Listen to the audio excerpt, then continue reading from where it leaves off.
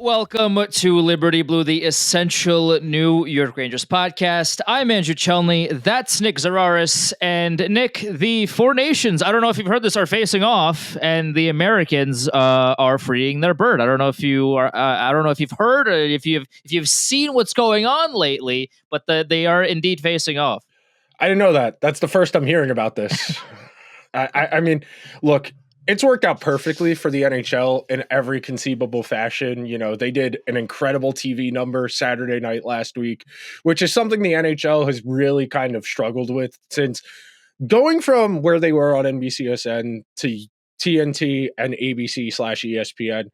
Obviously a step in the right direction, but the numbers haven't been great. You know, the Winter Classic had bad ratings this year. They've had really rough TV schedule. And look, some of that is not the NHL's fault. You know, you make this schedule over the summer. You don't know who is going to be good when the season actually happens. You know, I'm sure the NHL would love to not have the Rangers playing the Penguins at 3:30 this upcoming Sunday, because that game, though both of these teams are still in playoff contention, that's not exactly a needle mover. That's not going to excite people if they're flipping through the channels.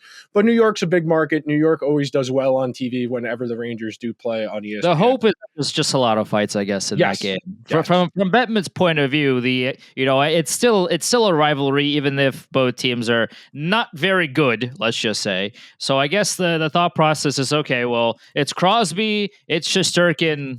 Have at it. Is it Shesterkin though? Maybe Matt Rempe is going to be there, so maybe Rempe fights somebody. I don't, who knows.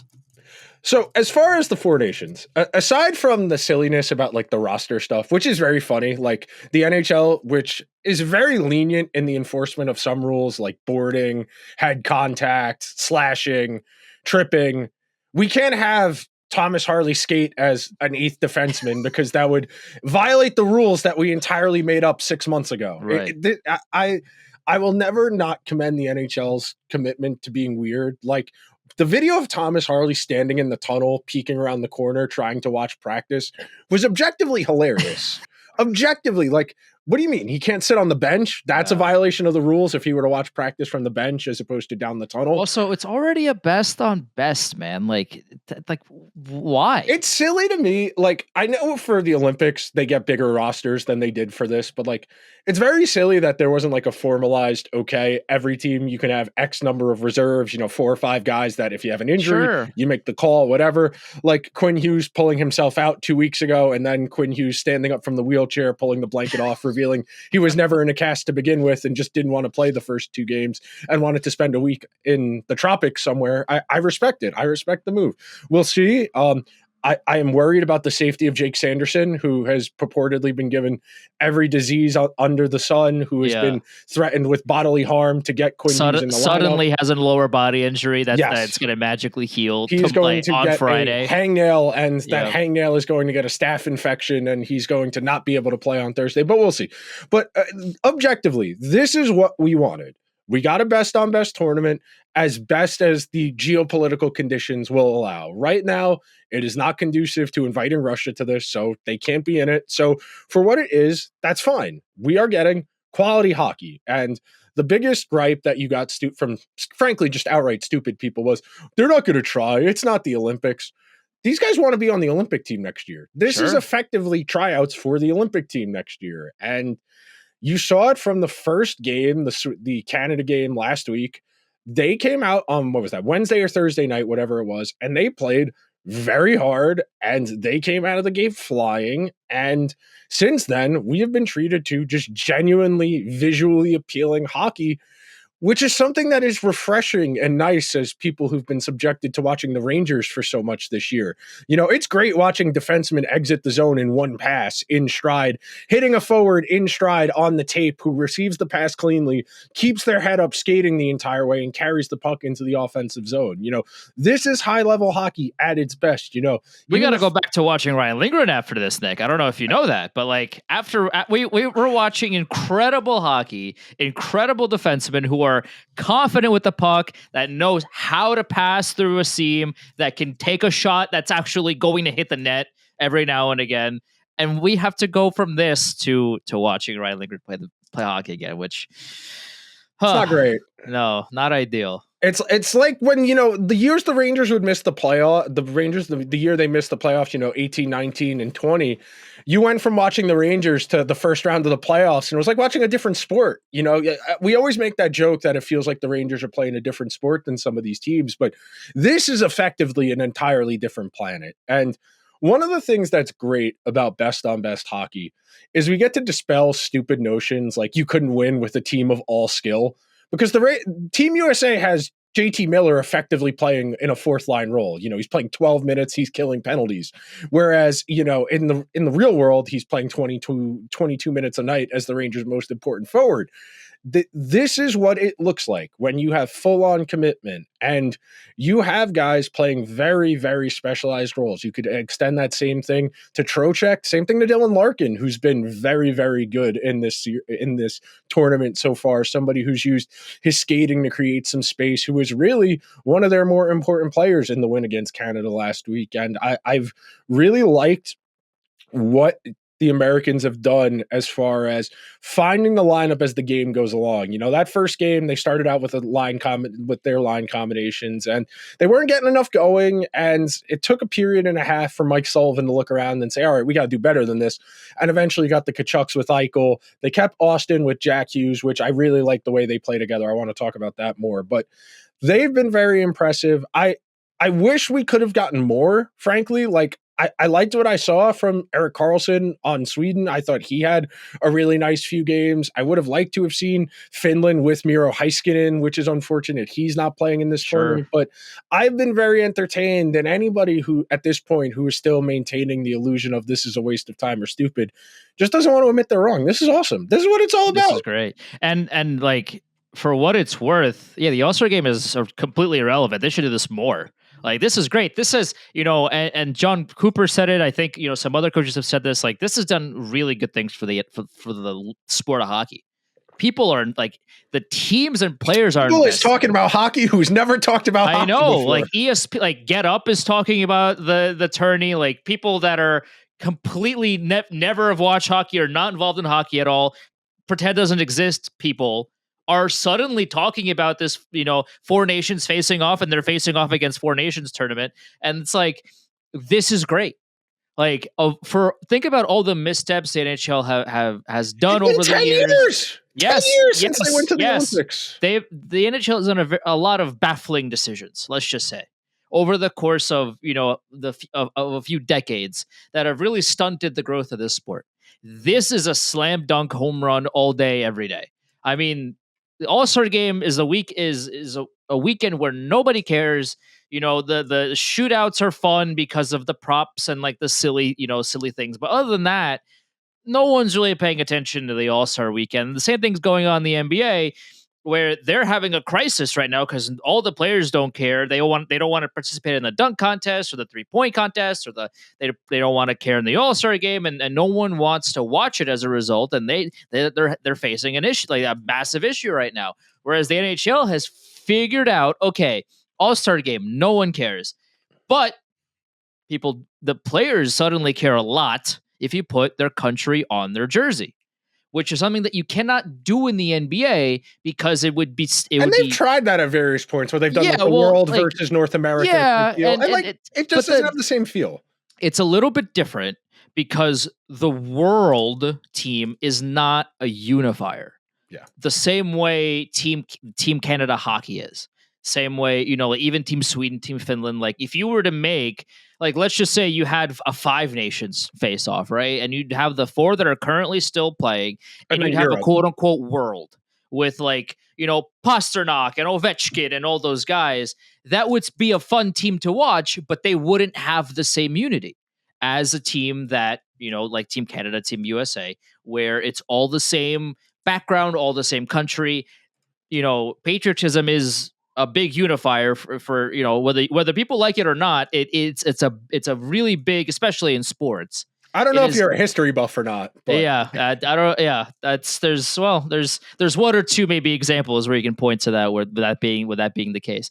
But it is a formula that the NHL has figured out, and it has really done a great job. Again, when you have people that have never watched a hockey game, that have never talked about hockey, that have never given hockey the time of day at all, for them to now suddenly not only be talking about it, but be, new fans of the sport, that is exactly what this kind of event is supposed to be. And the fact that not only the players are buying in, but the fans are into it, that, you're getting new people into it. Like, this is exactly what this is for. So I applaud Bettman. I applaud the NHL for coming up with this, because this has been awesome.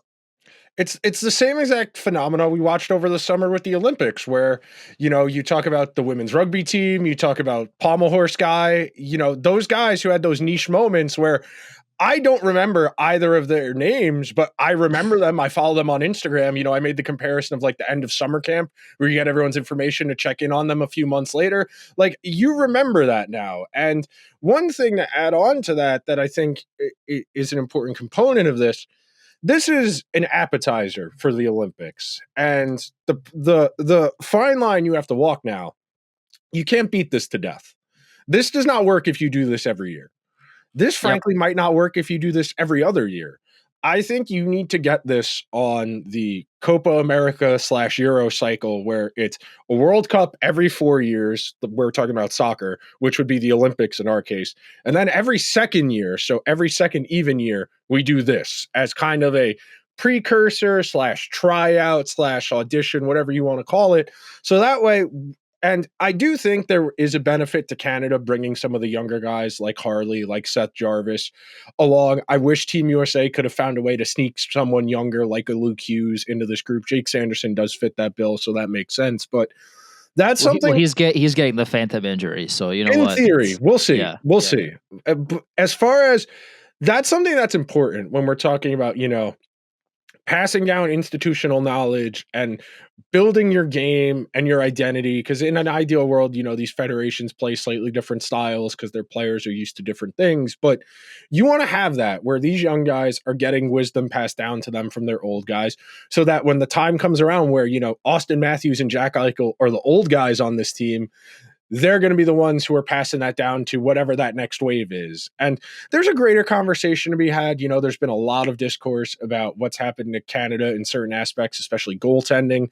There's been certain conversation about what went right for Team USA, between 2017 and 2020, where they produced so many important players for them in this tournament, where you talk about Jack Hughes, you talk about Matt Boldy, Brock Faber, Adam Fox, something dramatically different happened in that window versus what's happened in the rest of time, which has been Canada producing the lion's share of players. And, things ebb and flow. It could just be an outlier, greatest generation type deal, which this is undoubtedly the greatest collection of American hockey players. Oh, yeah. On the team. And that they don't even have Quinn Hughes. And I still think. And also, by the way, they don't have, of course, Rangers legend Jacob Trouba. They don't have Captain America, if you will, to lead the charge either. So, that's another piece of the puzzle here.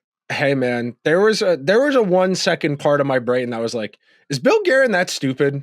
Is Bill Guerin going to bring Jacob Trouba to this purely to fight again on Thursday? Because look, and I think it's very funny that Brandon Hagel said it. And like, I said this 2 years ago, and Athena CU said this about Trouba, but it's like, if this is all you got to like get fired up, you weren't fired up to begin with. Right. You needed 3 fights. And look, there's no better encapsulation of the Rangers trading for JT Miller than him punching himself in the face and knocking his own helmet off.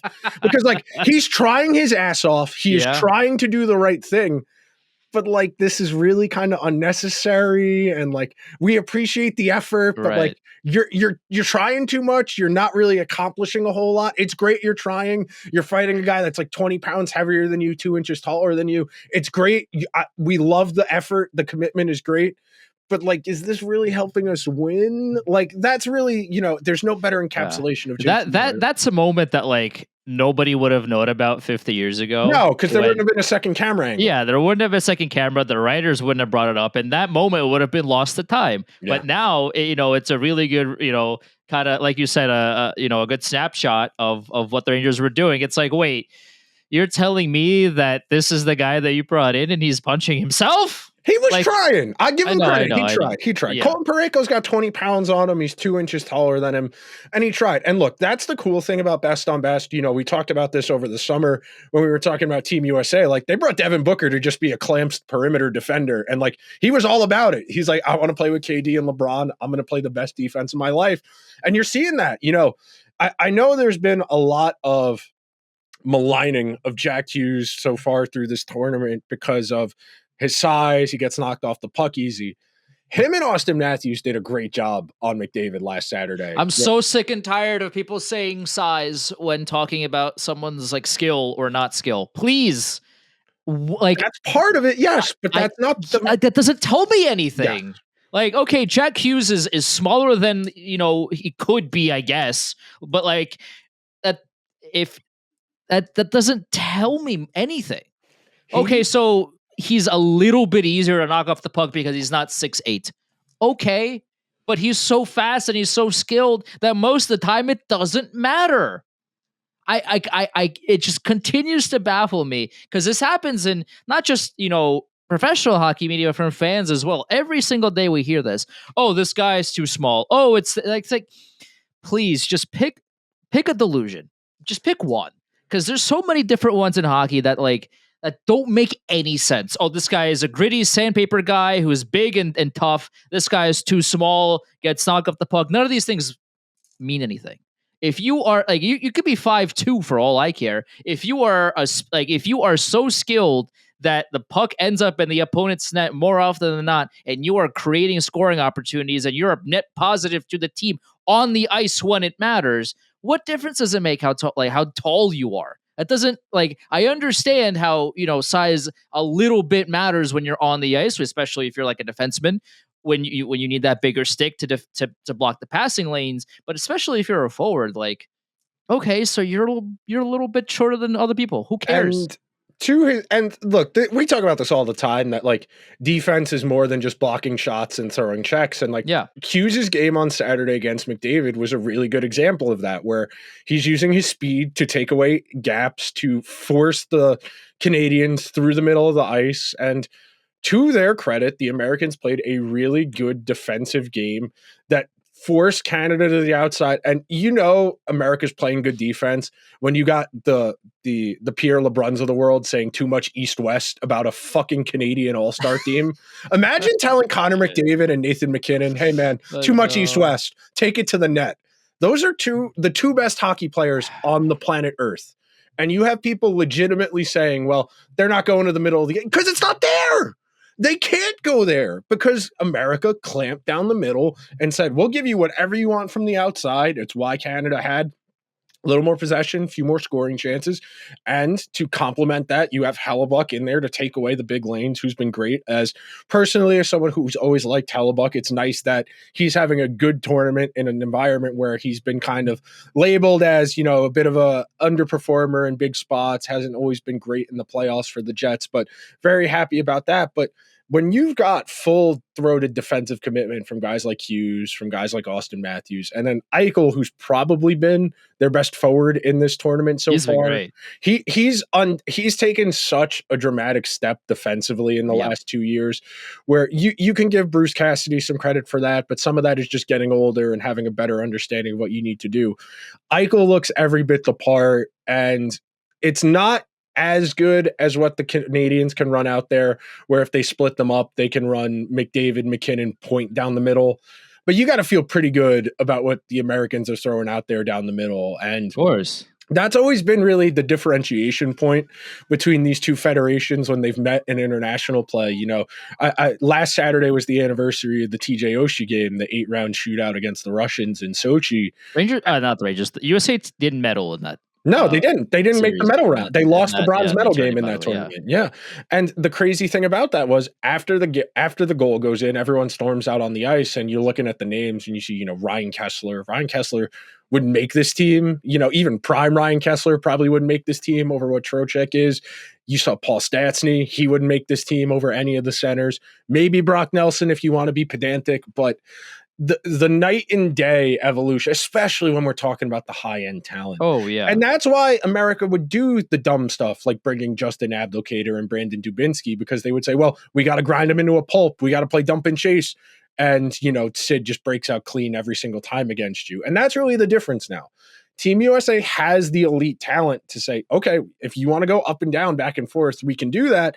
And I think it's a really strong endorsement of this group and their makeup that they saw that game, and it was a coin flip game. And I know there are a lot of Canadians out there who are very perplexed, and frankly, I am too, why they're sticking with Binnington for whatever reason. But I don't think Binnington was the reason they lost last Saturday. Did he give up a stinker? Yeah. I mean, it was a coin flip game. It's a coin flip. It's a 1-goal game. Yeah. It is a coin flip game. That first goal was bad. And you're a team that has Sid Connor, and Nate Mack, and you couldn't score on the power play, which was that kill really gave between the fights and the penalty kill, that really kind of got America's feet under them and got them in this game. And that was really my big question, was how would the players play in this environment? Would it kind of feel like an early part of a playoff game where both teams very tentative, not really making pushes?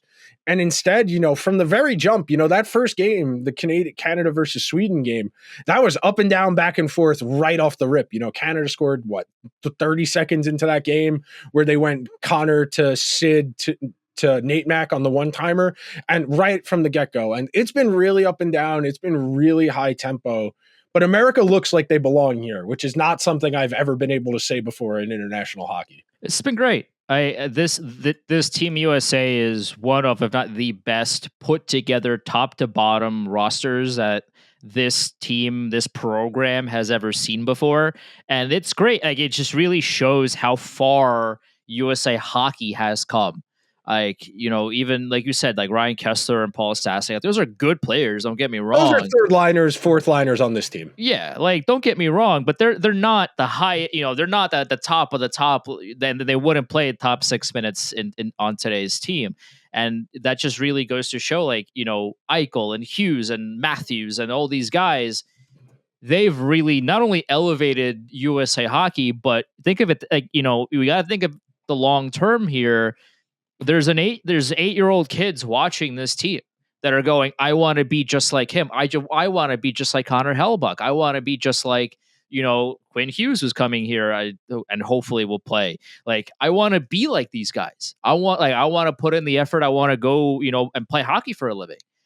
This is the best Team USA probably in the program's history. And it's not only influencing the current sphere and the current, talking points about the sport, but it's also going to really help the long-term future of not just, hockey as a whole, but also, from a micro standpoint, the future of Team USA. It's looking good, and it's only going to get better if this continues. That was one of the really interesting things. The Athletic did a really long feature about the goaltending gap between America and Canada. And there's no one answer as to why America's kind of prevailed at that position in particular. But some of it is just simply opportunity, that a lot of guys in Canada, you want to be a goalie, that's it. You don't get to try other positions. And by the time guys get to major junior hockey, they're already kind of burnt out because they've played 8 years of goalie. And the professionalization of the sport in Canada in particular has really damaged the development cycles of guys. Some of it is just simply cost. It's really expensive to play hockey. It's even more expensive to be a goalie. Some of that you can underwrite, and it's a little bit easier when you can do things like grant money and scholarships for kids down here to get opportunities. But yeah, and some things are working out. The USA hockey program looked around and said, we need to do something different. And the development program has been a resounding success. This team is littered with national development team graduates, the Hughes brothers, Austin Matthews, Jack Eichel, Adam Fox, and even guys who aren't on this team that pass through the development team program. It is undoubtedly working. And the system, it has its flaws. There are guys who slip. There are always going to be guys who slip through the cracks. There are questions about how responsible it is to, move 16-year-olds away from their parents and dropping them in dorms adjacent to a college campus. That's what Canadian Again, that's the same. Yeah. It's the same. It's the same general problem. They have a billet family, and it's the same process. It's the same process. There are questions about how responsible it is, and the large scale of that. I'm saying, but like, it is fundamentally producing better hockey players, especially on the high end, which has always been the biggest gap. You go and look at the roster from 2014, and Patrick Kane is undoubtedly one of the 5 best players of his era. That was the only elite player on that USA team. If you wanted to argue Ryan Suter maybe as the best defensive defenseman in the NHL at that point, but that Canadian team, it was a lot better than that. That Canadian team was a lot better than that down the middle. 2 Hall of Famers in net between 3, excuse me, because I actually know Brodeur wasn't on that team, but Luongo and Price, 2 Hall of Fame goalies, and they were at the Team Canada would kill for just one right now. I mean, look, none of the guys they have are particularly inspiring. If you held a gun to my head, I'd probably tell you to start Aiden Hill, but I wouldn't feel great about that. Oh, yeah, it's none of those guys. Look, if you wanted to invite Logan Thompson as one of the 3, he's been the best in the regular season so far this year. He's also never really played in a high stakes, high leverage environment to this degree, which would be a lot to ask a guy cold, but they have questions, and some of it is injuries. They're missing a few really important pieces. Makar's been sick. There's apparently a bad flu going around that's been knocking guys out on all of these teams. Makar, Zibanejad missed the last game for Sweden. He sat out. Austin Matthews, I believe, was sitting out with that. So it's a really fortunate line of circumstances that things have worked out. We made the joke a few weeks ago that it'd be very fitting. The NHL did everything in their power to set up a USA-Canada final on American soil, and to get Finland-Sweden would almost be poetic for what the NHL typically gets whenever it does things like this. But things have worked out very well for them. They are getting the mainstream attention from this that they wanted. America winning helps. Anytime you get the nationality poll, it's just like the Olympics. And most importantly, you're setting this up for the Olympics, where a lot of these guys are going to have familiarity from playing with each other, and you're going to be able to say, well, we don't want to bring these guys. We want to bring these guys instead. And the other factor to consider, which is something I forgot about, is next year in Italy, we'll be playing on the Olympic ice, which is bigger, and we can bring, Jake Sanderson and Luke Hughes and just put a rocket ship on the defense effectively and say, everybody's fast and can skate well, and good luck trying to get the puck from us. And we've been doing this almost 30 minutes now. We haven't mentioned how good Jacob Slavin's been in this tournament, where he's been Clamps McGee out there.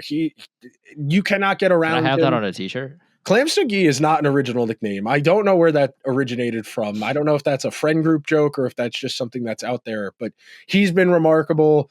And we can pivot this conversation to the Rangers, because ultimately this is. By the way, really quick, before we go to the Rangers, the guy that has the sweatshirt that was like, I just hope the 4 nations have fun. I mean, you can't make better merch than that. Like this, whoever printed that, I mean, take the rest of the day off, man. You've earned it. It's a good idea.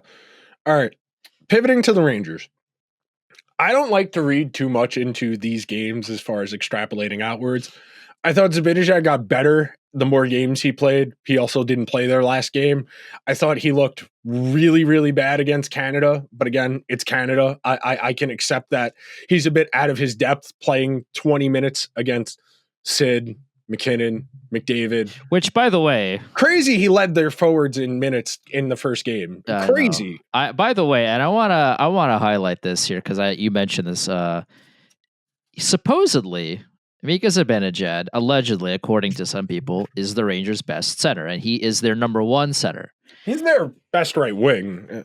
Well, he is. Well, let's put that aside for a second. He is allegedly the Rangers' best center, and he continues to play top line minutes because allegedly he's really good at defending the best talent from the other team.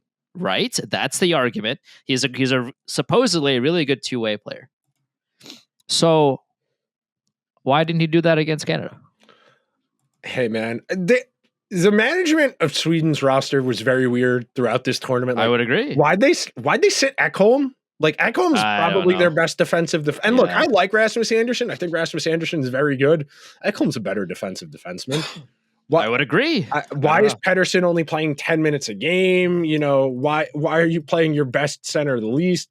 Why is Jonas Brodin getting more minutes than Rasmus Dahlin? You know, very weird management of their lineup throughout their games. And well, they're not playing in the final, so I guess that, you know, that checks out. Yeah, the goaltending situation, some of that's injury related. You know, you probably would have started Markstrom overall. You know, Allmark was sick. That's why he didn't play. Yeah. Urson was fine for them yesterday. I felt like he was reasonably good in their game as much as he could be. But overall, thinking about this from a Rangers perspective, you know, they've got only 28, 29 regular season games left. I can't imagine much being generated out of this tournament as far as momentum or energy. You know, Trocheck's been fine. It was nice Kreider scored a goal. Fox has largely been fine. I haven't really had any gripes with his game. I got a text from somebody that covers a Canadian team with like, Kreider with like the eyes emoji. And I'm like, yeah, your team should trade for him. And then he goes, nice try. It's like, yeah, I mean, it's good that he scored, but you know, it doesn't really tell you anything. No. It's hard because now you're going to have those conversations. You know, we've been talking about, the deadline. Deadline's 3 weeks from now. It's March 7th. It's on a Friday, as it has been for a while now. And we got some awkward conversations to be had about what really matters. What are we doing here? What's the point of all of this? And some people are suggesting ludicrous things, you know, God bless them, but Alexis Lafreniere right now is better than Trevor Zegras has ever been in the NHL. And what's funnier? Nick, what's funnier? Brooks suggesting that or denying that he said it. Yeah, because he wrote it in his story and then quote tweeted a graphic saying that's not what he wrote. Brother, it's in the article. There's screenshots. There's proof. He's being very, very, very, very, very pedantic, and he's being a stickler because he said I would consider it and not say I would do it. But brother, I mean, come on, man. Especially considering all of his work is behind a paywall now, and you know that you are trying to convince people to subscribe to a premium service. At a certain point, you know, you're just doing bait. I am one of the last surviving people with Trevor Zegras stock. I might be the only person left in the entire NHL community who has any Trevor Zegras stock. You know, it's like Enron stock. It's not worth a whole lot. They're back though, so you know what? If Enron's back, then so can Trevor Zegras. What a sentence! If Enron is back, then Trevor Zegras can be back too. I mean, by the way, no one has ever said that before, and nobody will ever say that again. This is the one and only time that string of words will ever be said together. And it's right here on Liberty Blue. This is why you listen. Look, I think Zegras can be a functional NHL player, and above average one at that. He's exactly what everyone who hates the state of the Rangers right now claims they don't want. It's especially funny that Larry, who keeps calling the Rangers the softest team he's ever seen, just suggesting Trevor Zegras is materially more physical than Alexis Lafreniere. And look, the Rangers have undoubtedly disappointed this year. That extends from the best player on this team to the worst player on this team. Shifting deck chairs on the Titanic, you know, if you want to argue, hey, let's get rid of Lafreniere's contract before it kicks in to have even more flexibility, that's great. What's the point of bringing Trevor Zegras into this team? What does Trevor Zegras bring materially that they don't already have? And look, I think Zegras can be a good player. I think he is as clear-cut a change of scenery candidate as exists in the entire NHL, where if you get him on a team that's competitive, he might actually give a shit. And look, that's not a great ringing endorsement of him as a player, but it's not immaterial. You know, you think about where Dylan Strome was in his NHL career 3 years ago, couldn't get in on the Blackhawks, was playing third-line center minutes on the Blackhawks. Yeah. And the Capitals were like, sure, we'll give you 1 year, $2 million if you want to try and stay in the NHL.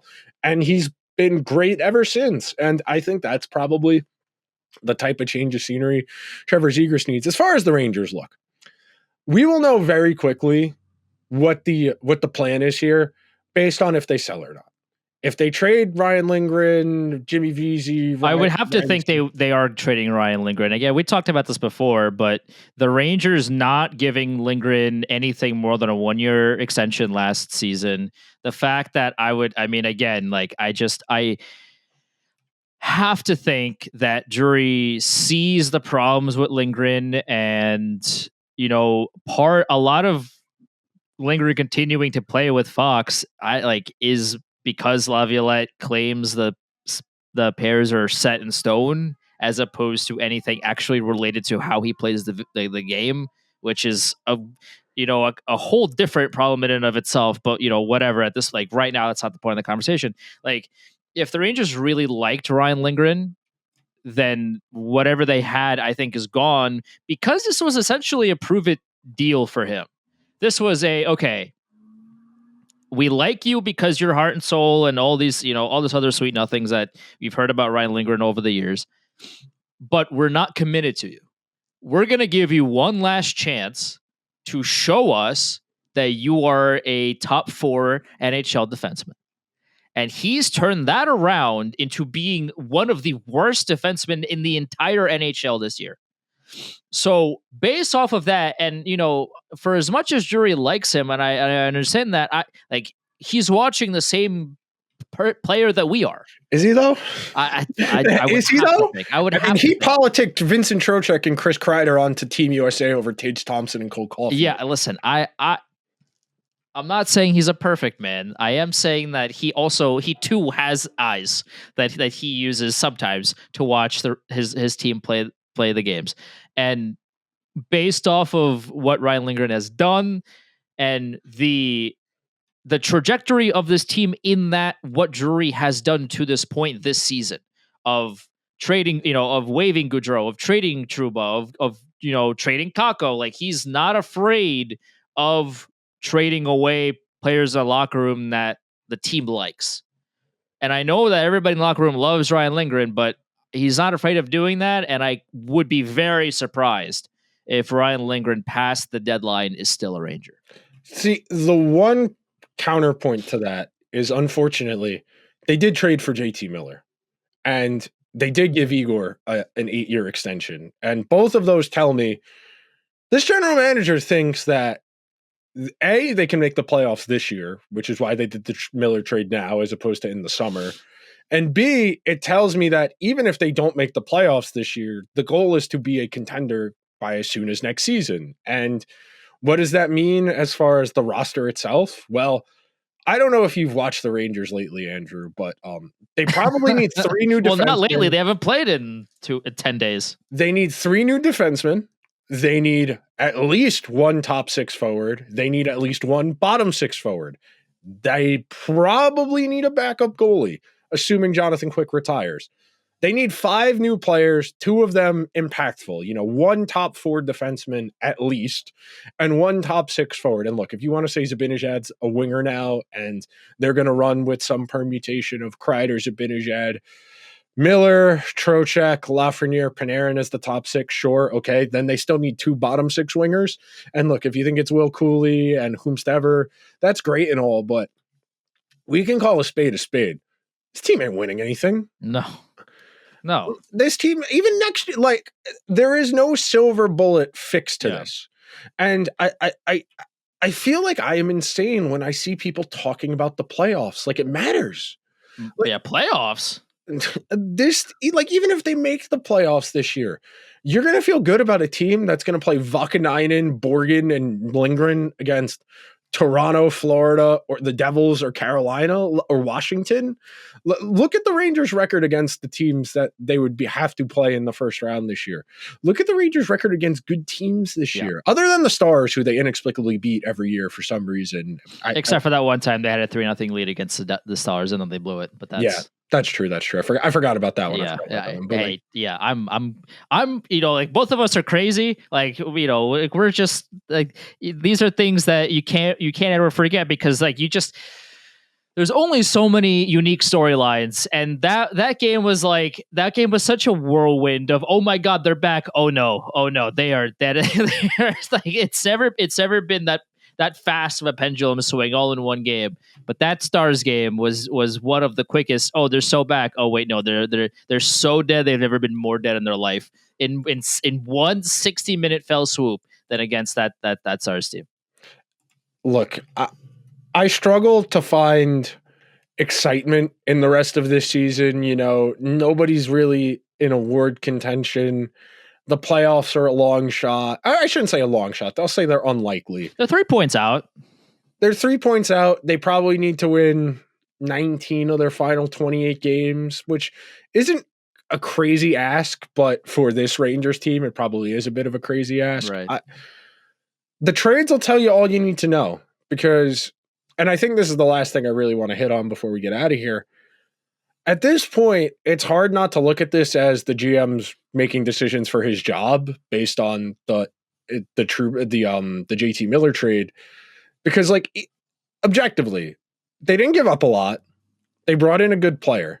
Yeah. We all know the back half of this contract is why the Canucks were willing to do this right now. It's why they wanted to get rid of him and why they wanted the flexibility. They instantly went out and they made another trade. They brought in a player and spent the money they were saving almost instantly. And the Rangers are old. Their 5 best forwards, their 5 most expensive forwards are all on the other side of 30.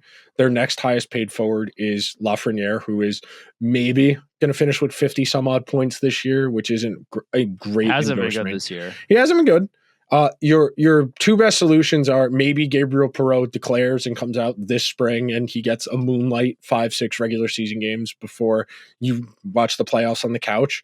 Or it's Brendan Othmann, who really did dirty by that injury. If he didn't get hurt earlier in the season down in Hartford, he would have probably got a good 30-game run to see what he was at the NHL level. We'll probably see him down the backstretch of the regular season at some point as well. But I don't see a world where, barring something dramatic, you're going to feel great about this team come September 15th in the fall with the first day of training camp. They need a lingering replacement. They need at least 2 forwards. They need a backup goalie, and everybody else is just going to be a year older. It's really hard to feel particularly excited. And look, I know there are going to be people who are doing Eichel, McDavid, Brady Tkachuk, all that's great. But until that person is getting off a plane at Teterboro, off a private jet, walking to a helicopter, I'm not going to be banking on that. I'm not banking on McDavid or Eichel or Brady Tkachuk. And look, real quick on Brady Tkachuk. I like Brady Tkachuk. I think he's a good player. He's probably a top 30, 40 player in the NHL. He is not as good as his brother, and he is not the difference between the Rangers being Stanley Cup good and what they are right now. He's a good player. Don't get me wrong. 80, 90 points. But he very well might be the old Bill Simmons, the good player, bad team. We'll see if he ever gets to be on a good team. As far as, I was going to make the comparison of Garnett before the Celtics or Cat before he got to the Knicks. But that's kind of what it feels like right now. Where if he's as good and is important as he's being portrayed to be on Team USA, how come the Senators can't be in the playoff race?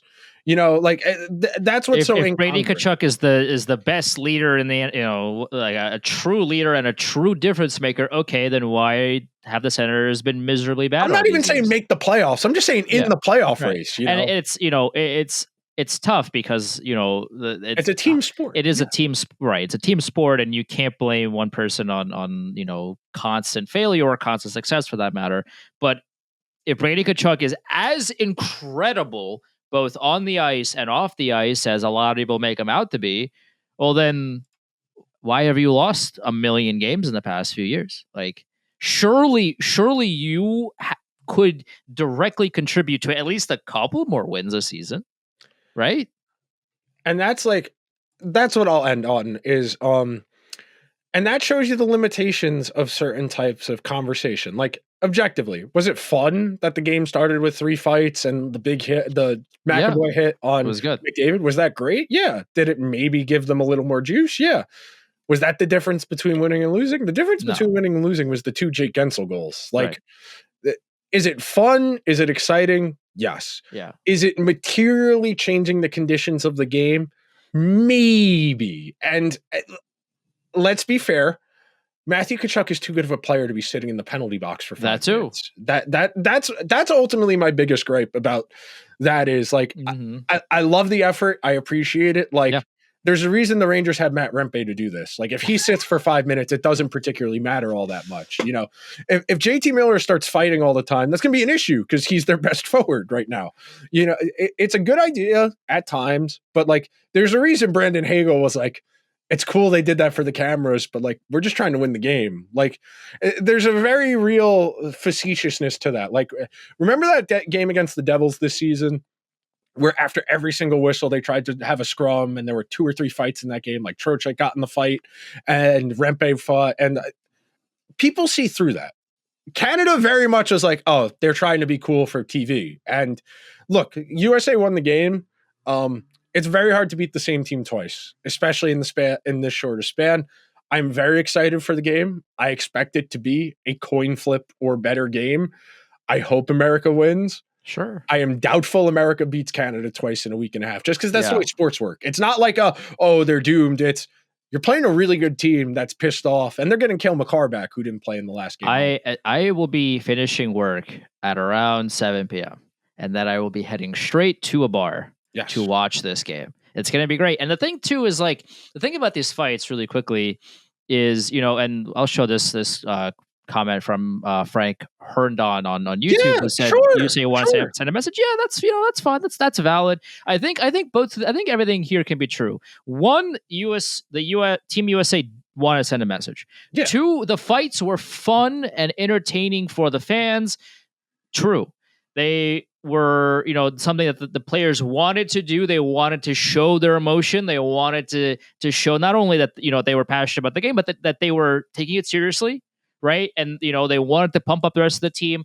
All of that can be true. At the end of the day, though, the reason that Team USA beat Team Canada last week was because Team USA scored more goals.